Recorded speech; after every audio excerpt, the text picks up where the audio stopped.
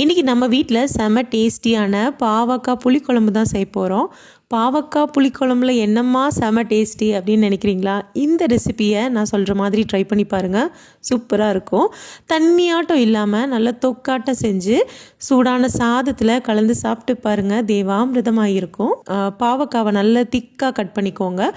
நான் விதையோடு எடுத்திருக்கேன், உங்களுக்கு விதை வேண்டாம்னா அதை நீக்கிடுங்க. சுத்தமாக கசப்பே வேண்டாம் அப்படின்னா கொஞ்சமாக உப்பு சேர்த்து ஒரு 2 நிமிஷம் மட்டும் ஊற விட்டு பாவக்காவை மட்டும் அப்படியே பிழிஞ்சு எடுத்து 2 ஸ்பூன் நல்லெண்ணெயில் உப்பு சேர்த்து நல்லா வதக்கி எடுத்துக்கோங்க. வதக்கி எடுத்தாலே உங்களுக்கு கசப்பு கம்மியாயிரும்.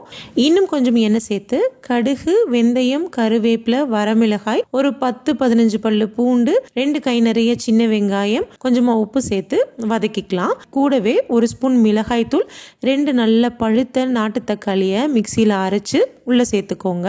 கூடவே 2 ஸ்பூன் குழம்பு மிளகாய் தூள், கொஞ்சம் மஞ்சத்தூள், கொஞ்சம் பெருங்காயத்தூள் சேர்த்து நல்ல தொக்காட்டம் வதக்கி எடுத்துக்கலாம். எலும்பிச்சம்பழம் அளவு புளியை கரைச்சி உள்ளே சேர்த்துக்கோங்க. வதக்கி வச்சிருந்த பாவக்காய் கொஞ்சமாக தண்ணி சேர்த்து நல்லா கலந்து விட்டு ஒரு 5-10 நிமிஷம் நல்ல மீடியம் ஃப்ளேம்லேயே குக் பண்ணி எடுத்தீங்கன்னா கம கமன்னு பாவக்காய் புளிக்குழம்பு ரெடி ஆயிடுச்சு. உங்களுக்கு பிடிக்கும்னா ஒரு சின்ன துண்டு வெல்லம் மட்டும் கடைசியில் சேர்த்துக்கோங்க. அவ்வளோதான், செம்ம டேஸ்டியாக இருக்கும். கண்டிப்பாக ட்ரை பண்ணி பாருங்கள். தேங்க்யூ.